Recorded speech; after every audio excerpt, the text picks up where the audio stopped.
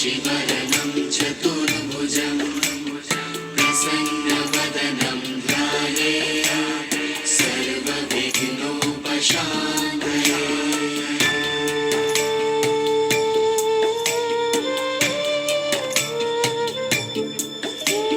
शान्ताकारं भुजगशयनं पद्मनाभं सुरेशं विश्वाधारं गगनसदृशं मेघवर्णं सुभाङ्गं